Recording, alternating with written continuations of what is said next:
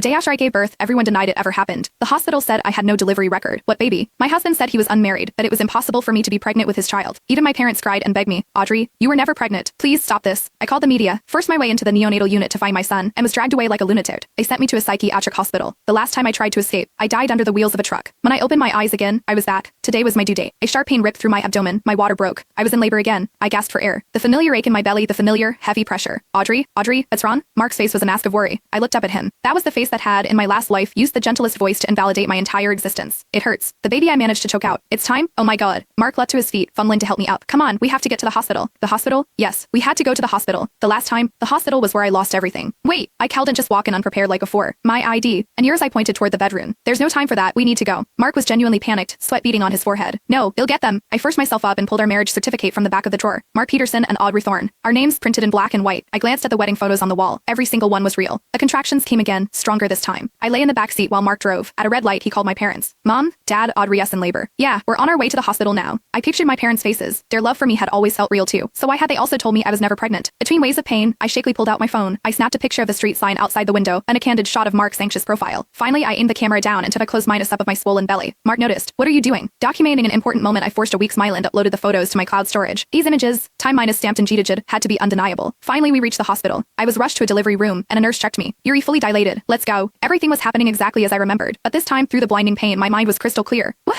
With a sharp cry, my child was born. The midwife held up the tiny, red body, bringing him close to my face. Look, a beautiful baby boy. Tears streamed down my face. As I reached out to touch my son, I used the last of my strength to pluck a few strands of hair from his head. The baby wailed in pain. My heart ached, but I had to have proof, as they tried to tell me I never had a child, or that this child wasn't mine. I would have his DNA. The midwife was already cutting the cord, weighing him and swaddling him in a blanket. They moved me to a private room. I was so exhausted I closed my eyes just for a moment. When I woke up, the first thing I did was reach for the bassinet beside my bed. It was empty. The space where my son should have been was vacant. I slammed the call button. A young nurse hurried in. Yuri, awake. How are you feeling? Is the incision painful? My baby? I demanded. Where is my baby? The nurse's smile faltered. A flicker of confusion crossed her face. Baby? What baby? The baby I just delivered. My son. I had him last night. My voice rose with panic. The nurse walked to the foot of my bed, glanced at the chart hanging there, then looked down at her clipboard frowning. Mom, are you sure you're not mistaken? This room was on standby yesterday. You were admitted for observation late last night. The chart says you came in for acute abdominal pain. The diagnosis is still pending. BOOM. My world tilted. That's impossible. I grabbed her sleeve. I had a baby. How can he be gone? Where is my husband, Mark? America. He was supposed to stay with me, but he was gone too. The nurse, startled, tried to pull away. Mom, please calm down. There is no record of a newborn. You were admitted alone. There are no family members on your record. You're lying, I screamed. The tearing pain between my legs flared up with a sudden movement. At your supervisor. Check the security footage. My shouting brought more people. The head nurse rushed in, her words a soothing but empty echo of the first nurse's. No delivery record. No baby. Mark, he'll call my husband. My hands trembled as I found his number. The phone rang for a long time before he answered, his voice thick with sleep. Hello?